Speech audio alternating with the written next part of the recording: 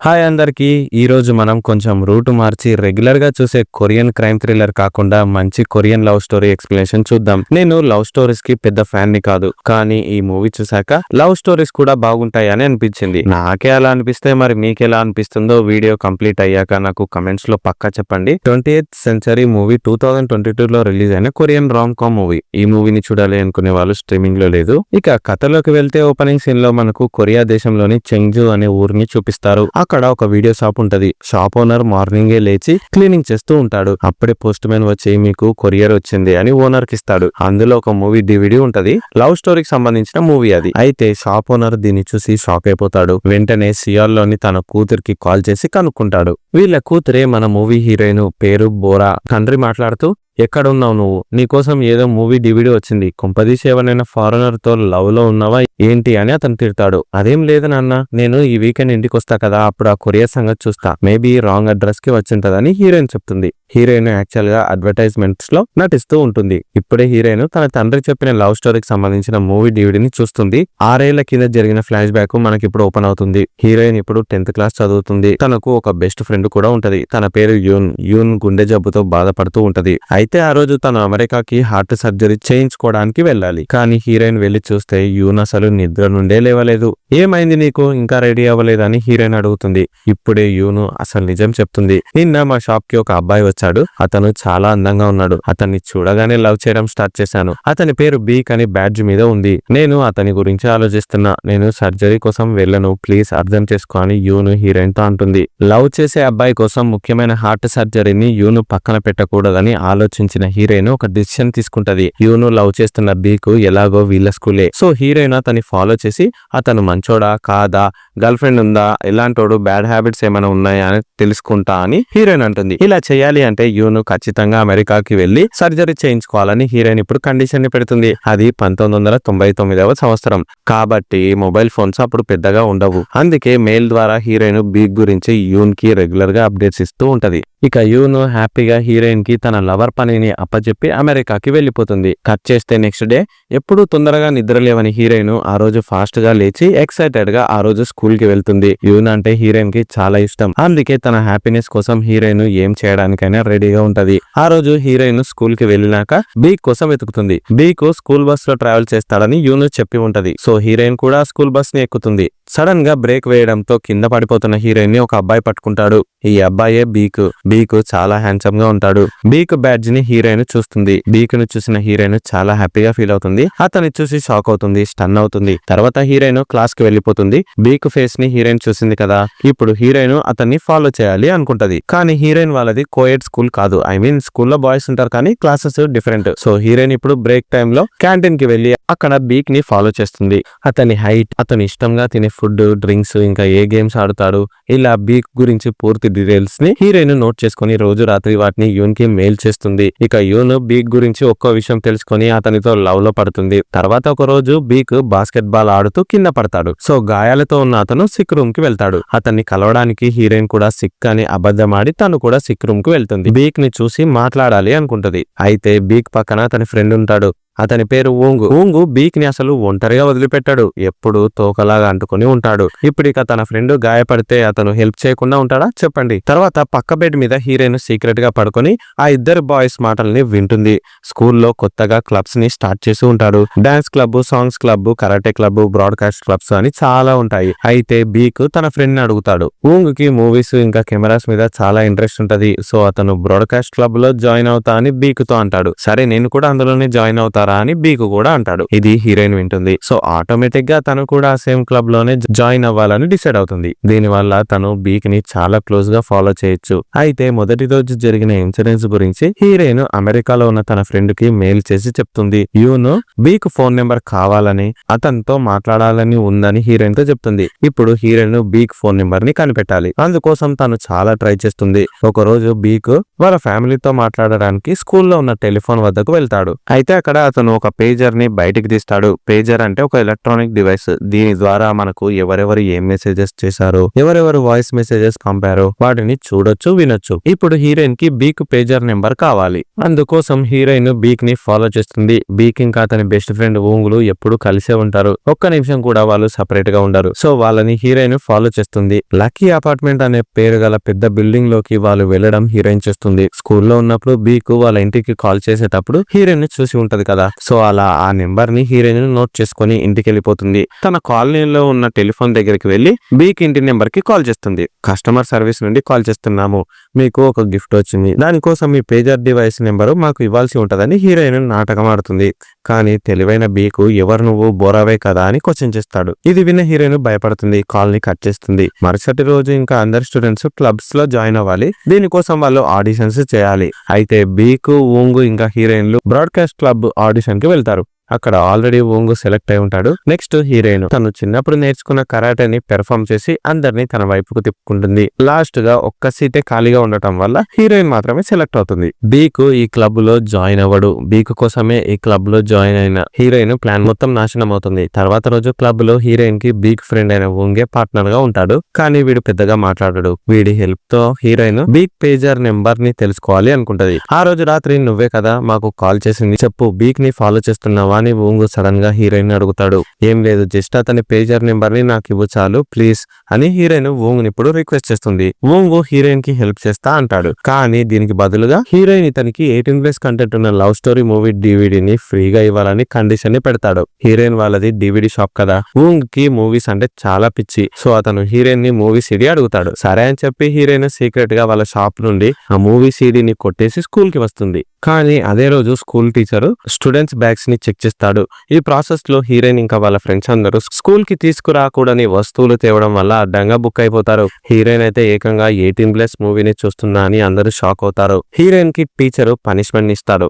బాధలో ఉన్న హీరోయిన్ ఇప్పుడు ఓదార్చడం మానేసి ఓంగు నవ్వుతాడు. హీరోయిన్ తన కోసం తెచ్చిన మూవీ సిరీని అతను తీసుకుని వెళ్ళిపోతాడు. అయితే ఇదంతా ఓంగు కావాలని చేసి తనకు పనిష్మెంట్ ఇప్పించాడని హీరోయిన్ అనుకుంటది. ఓంగు మీద కోపం పెంచుకుంటది. కానీ పాపం ఓంగు మంచోడే. వాడు డీల్ ప్రకారం బీక్ పేజర్ నెంబర్ ని ఇస్తే సరిపోద్ది. కానీ మనోడు ఏకంగా బీక్ నే హీరోయిన్ కి డైరెక్ట్ గా పరిచయం చేస్తాడు. హీరోయిన్ యాక్చువల్ గా తన ఫ్రెండ్ యూన్ కోసమే కదా బీక్ వెంట పడేది. కానీ ఈ మ్యాటర్ ఓంగ్ కి తెలియదు. బీక్ మీద తనకు ఇంట్రెస్ట్ ఉందేమో, లవ్ చేస్తుందేమో, అందుకే అతనితో మాట్లాడాలి అనుకుంటుందని ఓంగ్ అనుకుంటాడు. ఇప్పుడు ఇక ఎట్టకేలకు బీక్ తన పేజర్ నెంబర్ ని హీరోయిన్ కి ఇస్తాడు. ఇప్పుడు హీరోయిన్ బీక్ కి ఇంకా ఓంగ్ కి డిస్కౌంట్ లో మూవీ సిరీస్ ని ఇస్తుంది. తర్వాత హీరోయిన్ తన ఫ్రెండ్ యూన్ కి బీక్ పేజర్ నెంబర్ ని పంపిస్తుంది. యూన్ తనకిష్టమైన లవ్ సాంగ్ ని బీక్ పేజర్ కి పంపిస్తుంది. ఇది విన్న బీక్ షాక్ అవుతాడు. నాకు ఎవరబ్బా లవ్ సాంగ్స్ పంపేదని కన్ఫ్యూజన్ లో పడతాడు. తర్వాత అందరు స్టూడెంట్స్ కలిసి ట్రిప్ కి వెళ్తారు. హీరోయిన్ సాంగ్స్ పాడటానికి ఇంకా అనౌన్స్మెంట్స్ చెప్పడానికి చాలా నర్వస్ ఫీల్ అవుతుంది.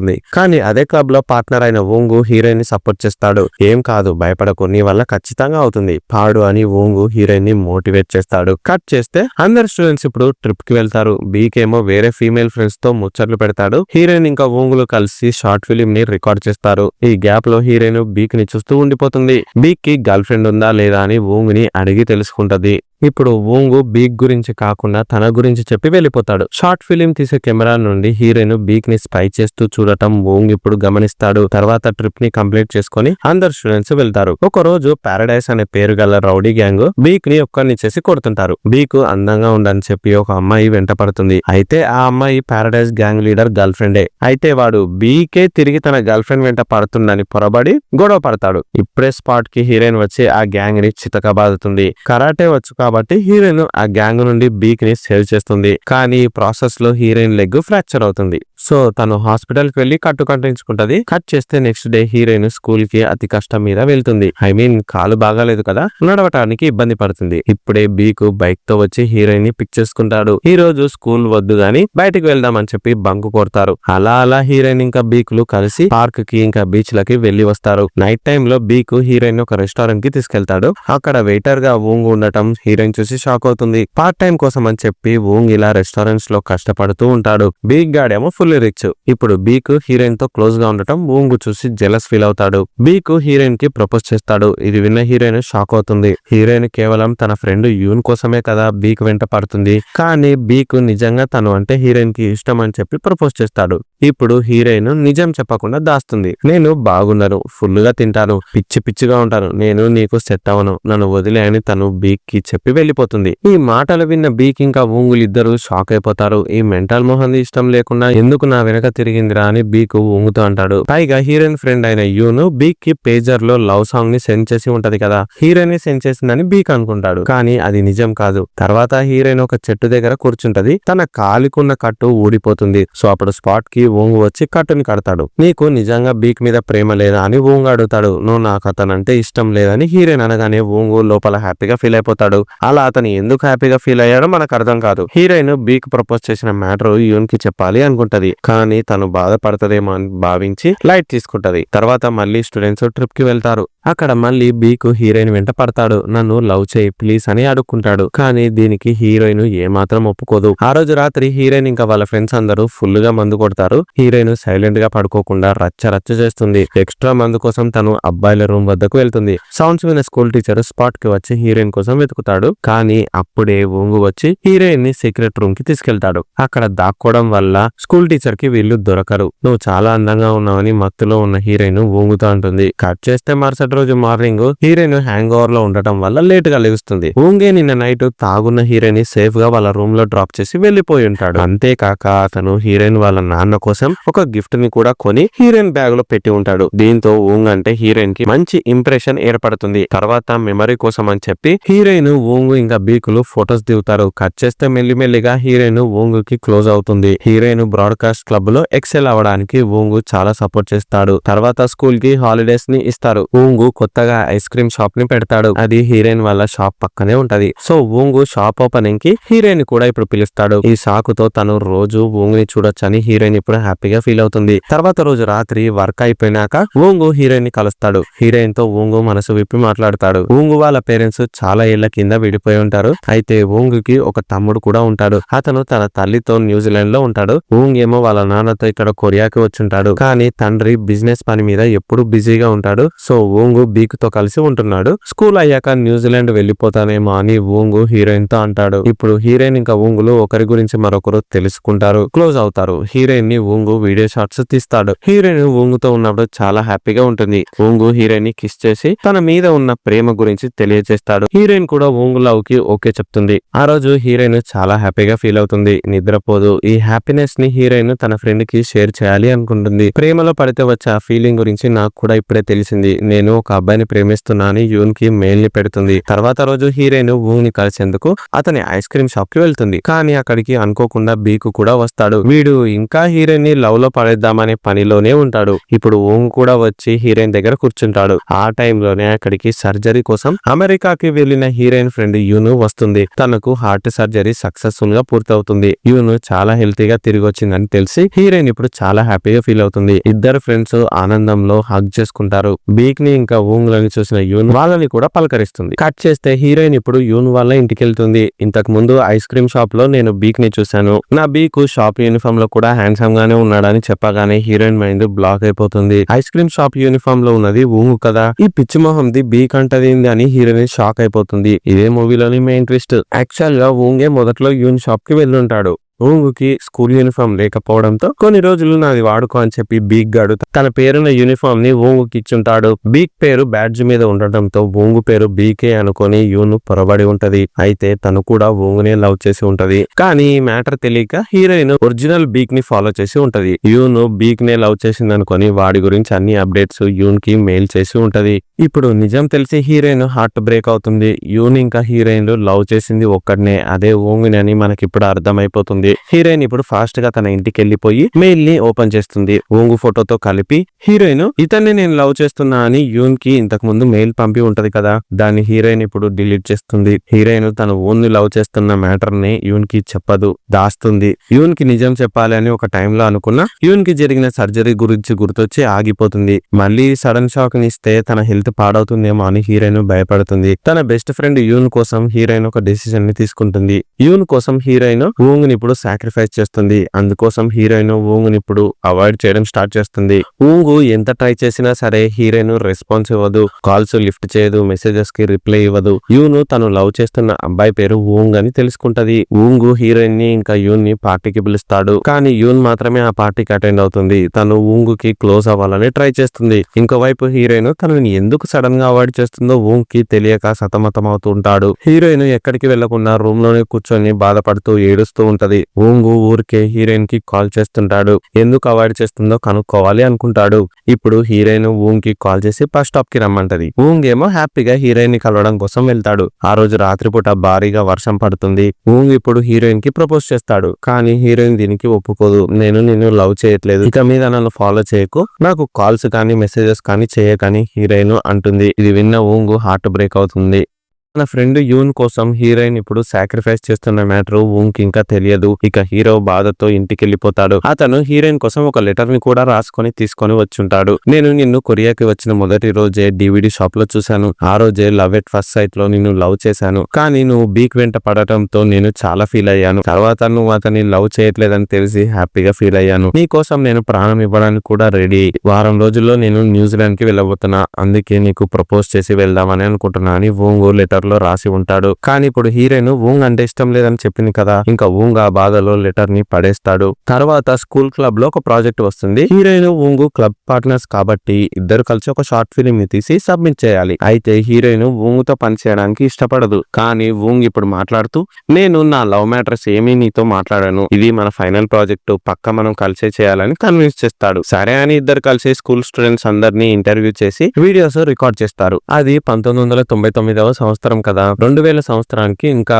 ఒక్క మంత్ మాత్రమే మిగిలి ఉంటది. అయితే అందరూ 2000 సంవత్సరంలో యుగాంతం అవుతుందేమో అని భయపడతారు. లాస్ట్ కి వీడియోస్ రికార్డ్ చేయడం పూర్తవుతుంది. ఊంగు షార్ట్ ఫిల్మ్ ఎడిట్ చేయడానికి పవర్ఫుల్ మిషన్ కోసం వెతుకుతాడు. అయితే సియోల్ లో తన అంకుల్ దగ్గర ఒక మిషన్ ఉంది, అక్కడికి వెళ్దామని యూన్ అంటుంది. సో ఇప్పుడు ఆ పని కోసమే యూన్, బీకు, హీరోయిన్ ఇంకా ఊంగులు కలిసి సియోల్ కి వెళ్తారు. అక్కడున్న ఎడిటింగ్ మిషన్ గురించి ఊంగు కంప్లీట్ గా నేర్చుకుంటాడు. తర్వాత యూన్ హీరోయిన్ ఒక హెల్ప్ అడుగుతుంది. మనం ఎగ్జిబిషన్ కి వెళ్దాం, అక్కడ ఊంగు నాతో ఒంటరిగా ఉండేట్టు చేయవా ప్లీజ్ అని అడుగుతుంది. సరే అని హీరోయిన్ ఓకే చెప్తుంది. అయితే యూను ఊంగుతో ఒంటరిగా మాట్లాడటం కోసం హీరోయిన్ బీక్ ని వెంట తీసుకెళ్లిపోతుంది. ఈ ప్రాసెస్ లో హీరోయిన్ బీక్ తో క్లోజ్ గా మూవ్ అవుతుంది. ఇది చూసి ఊంగు తట్టుకోలేకపోతాడు. యూన్ కి సర్జరీ అయింది కదా, రోలర్ కోస్టర్ అవి ఇవి ఎక్కడం డేంజర్, అందుకే హీరోయిన్ బీక్ తో పాటు రోలర్ కోస్టర్ ఎక్కడానికి వెళ్లిపోతుంది. ఊంగు యూన్ తో ఉంటాడు. అయితే ఇప్పుడే ఇంకో ట్విస్ట్ వస్తుంది, నాకు కూడా రైడ్ ఎక్కాలని ఉంది అని ఊంగు యూన్ తో చెప్పి వెళ్లిపోతాడు. ఇప్పుడు యూన్ కి హీరోయిన్ మీద డౌట్ వస్తుంది. ఊంగు బీక్ ని యూన్ తో పెట్టి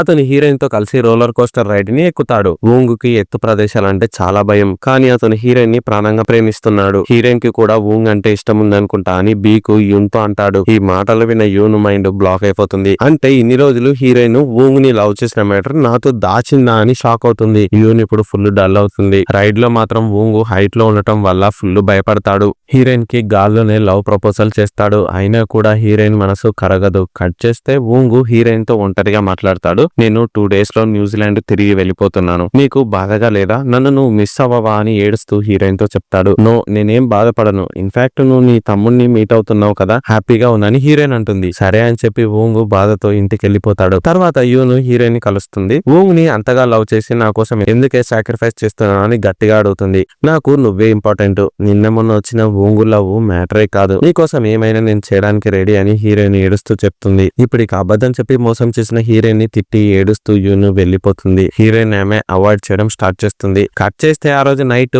ఊంగు వాళ్ళ నాన్న కాల్ చేసి రేపు న్యూజిలాండ్ కి వెళ్లేందుకు రెడీ అయ్యావా, లగేజ్ ని ప్యాక్ చేసుకో అని చెప్తాడు. దీంతో ఊంగు తను లవ్ చేసిన హీరోయిన్ ని మిస్ అవుతానేమో అని బాధపడతాడు. నెక్స్ట్ డే మార్నింగ్ యూను డైరెక్ట్ గా వెళ్లి ఊంగ్ ని కలుస్తుంది. ఊంగ్ కి తను అసలు నిజం చెప్తుంది. హీరోయిన్ నిన్ను చాలా లవ్ చేస్తుంది, నా కోసం తను తన లవ్ ని త్యాగం చేసింది, అందుకే నిన్ను ఇన్ని రోజులు ఆమె అవాయిడ్ చేసింది, వెళ్ళి తనని కలిసి నీ ప్రేమ గురించి చెప్పని యూన్ అంటుంది. ఇక ఇది విన్న ఊంగు చాలా హ్యాపీగా ఫీల్ అవుతాడు. ఊంగు తనకిష్టమైన లవ్ స్టోరీ మూవీ డివిడితో హీరోయిన్ ఇంటికి వెళ్తాడు. కానీ అక్కడ హీరోయిన్ ఉండదు. వాళ్ళ షాప్ కూడా క్లోజ్ చేసుకుని ఉంటది. యాక్చువల్ గా హీరోయిన్ వాళ్ళ తమ్ముడికి యాక్సిడెంట్ జరిగి ఉంటది. సో హీరోయిన్ తన ఫ్యామిలీతో కలిసి హాస్పిటల్ కి వెళ్ళుంటారు. తమ్ముడు సేఫ్ గానే ఉంటాడు. కానీ అతన్ని చూసుకోవడానికి ఫ్యామిలీ అక్కడే స్టే చేసి ఉంటారు. సో అలా హీరోయిన్ తన ఇంటికి తిరిగి వెళ్ళలేదు. ఇక వెయిట్ చేసి ఊంగు తిరిగి వెళ్ళిపోతాడు. హీరోయిన్ కి తనంటే ఇష్టం లేదేమో, అందుకే తను ఇంట్లో లేదని మనోడు ఓవర్ థింక్ చేస్తాడు. కట్ చేస్తే నెక్స్ట్ డే హీరోయిన్ ఇంకా యూన్ లు స్కూల్ కి వెళ్తారు. హీరోయిన్ యూన్ తో సరిగ్గా మాట్లాడదు. అప్పుడే యూన్ తన హెల్త్ బాగాలేదని చెప్పి నాటకం ఆడుతుంది.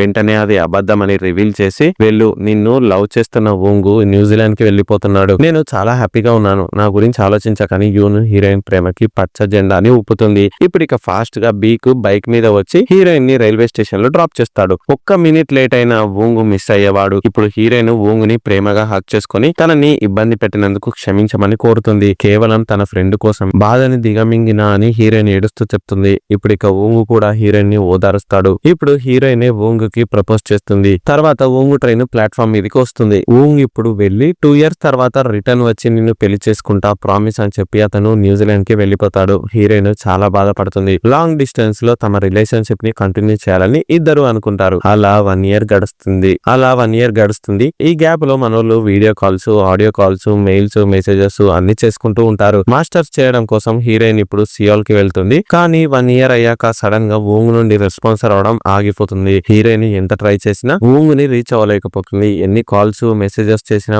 ఊంగ్ నుండి రిప్లై ఉండదు. ఏమైందో హీరోయిన్ కి అస్సలు అర్థం కాదు. హీరోయిన్ ఇక ఊంగు తనని మోసం చేశాడనుకుని బాధపడుతుంది. అతను న్యూజిలాండ్ లోనే సెటిల్ అయిపోయి తనని చీట్ చేశాడని హీరోయిన్ అనుకుంటుంది. ఎంత ట్రై చేసినా హీరోయిన్ ఊంగ్ నుండి మూవ్ ఆన్ అవ్వలేకపోతుంది. ఎంత మంది చెప్పినా కూడా హీరోయిన్ ఊంగ్ ని మర్చిపోలేకపోతుంది. 2-3 years ఇలాగే పెయిన్ఫుల్ గా గడుస్తాయి. మూవీ స్టార్టింగ్ సీన్ లో మనకు హీరోయిన్ వాళ్ళ ఇంటికి ఒక కొరియర్ రావడం చూసాం కదా. ఆ కొరియర్ న్యూజిలాండ్ నుండి వచ్చుంటది. ఇంతటితో ఫ్లాష్ బ్యాక్ ముగుస్తుంది. ఇప్పుడు సియోల్ నుండి హీరోయిన్ వాళ్ళ సొంతూరికి వచ్చి న్యూజిలాండ్ నుండి వచ్చిన కొరియర్ ని ఓపెన్ చేసి చూస్తుంది. జోసఫ్ అనే వ్యక్తి ఒక మూవీ స్క్రీనింగ్ కి హీరోయిన్ ని ఇన్వైట్ చేసి ఉంటాడు. ఫ్లైట్ టికెట్ కూడా జోసఫ్ అనే వాడే పంపిస్తాడు. హీరోయిన్ న్యూజిలాండ్ కి వెళ్లి ఇన్విటేషన్ ప్లేస్ కి చేరుకుంటది. అక్కడ హీరోయిన్ తన స్కూల్ డేస్ వీడియోస్ ని చూసి షాక్ అయిపోతుంది. హీరోయిన్ కోసమే స్పెషల్ గా ఒక షార్ట్ ఫిల్మ్ ప్లే అవుతూ ఉంటది. దీన్ని చూసి హీరోయిన్ షాక్ అవుతుంది. వీటిని రికార్డ్ చేసింది ఊంగే. కానీ అక్కడ ఊంగ్ ఉండడు. అతను చనిపోయి ఉంటాడు. ఎస్, ఇదే మూవీలోని పెద్ద ట్విస్ట్. హీరోయిన్ ని ఇక్కడికి ఇన్వైట్ చేసిన జోసఫ్ ఎవరో కాదు, ఊంగు సొంత తమ్ముడే. యాక్చువల్ గా 2 ఏళ్ల కిందనే మన ఊంగు యాక్సిడెంట్ లో చనిపోయి ఉంటాడు. జోసఫ్ అతని వస్తువులని వెతికితే హీరోయిన్ థింగ్స్ దొరికి ఉంటాయి. సో వాటిని రీమాస్టర్ అండ్ రీస్టోర్ చేయించి అడ్రస్ కనుక్కొని హీరోయిన్ కి కొరియర్ ఇచ్చేస్తాడు. ఊంగు బ్రతికి ఉన్న చివరి రోజుల్లో హీరోయిన్ వల్ల అతను హ్యాపీగా ఉన్నాడని జోసఫ్ ఇప్పుడు హీరోయిన్ కి థ్యాంక్స్ చెప్తాడు. తన అన్న మెమరీస్ కోసమే ఈ ఫిలిం స్క్రీనింగ్ పెట్టించాలని జోసఫ్ అంటాడు. ఈ ఫ్లాష్ బ్యాక్ ని విన్న హీరోయిన్ మైండ్ బ్లాక్ అయిపోతుంది. మంచోడైన ఊంగ్ ని అనవసరంగా అనుమానించి చాలా సార్లు తిట్టుకున్నా అని హీరోయిన్ ఇప్పుడు బోర్న ఏడుస్తుంది. తను ఎంతగానో లవ్ చేసిన ఊంగు దూరమైనందుకు హార్ట్ బ్రేక్ అవుతుంది. జోసఫ్ ఇప్పుడు హీరోయిన్ కి మరో సీడీని ఇస్తాడు. ఇక గుండె నిండా బరువుతో ఉన్న హీరోయిన్ తిరిగి కొరియాకి వెళ్తుంది. జోసఫ్ ఇచ్చిన స్పెషల్ సీడీని హీరోయిన్ ప్లే చేసి చూస్తుంది. ఊంగు చనిపోయే 1 month ముందు రికార్డ్ చేసిన వీడియో అది. ఊంగు తన తమ్ముడు జోసఫ్ కి ఇంకా వాళ్ళ అమ్మకి హీరోయిన్ గురించి చెప్పి ఆమె బర్త్డే రోజు విషెస్ చెప్పిన ఫుటేజ్ ని రికార్డ్ చేసి ఉంటాడు. తర్వాత ఊంగు మాట్లాడుతూ నేను నిన్ను చాలా మిస్ అవుతున్నాను. 1 month లో కొరియాకి వచ్చి నిన్ను కలుసుకుంటాను. ఐ లవ్ యూ అని చెప్పిన వీడియో ఉంటది. దీన్ని చూసిన హీరోయిన్ కంట్లో నీళ్లు ఆగవు. ఈ సీన్ మనకు కూడా టీయర్స్ ని తెప్పిస్తుంది. ఇక్కడే మూవీ ఎండ్ అవుతుంది. ఈ వీడియో మీకు నచ్చినట్టయితే లైక్ చేయండి, షేర్ చేయండి. ఛానల్ ని సబ్స్క్రైబ్ చేసుకుని వాళ్ళు ఉంటే సబ్స్క్రైబ్ చేసుకోండి. నెక్స్ట్ వీడియోలో కలుద్దాం. Thank you.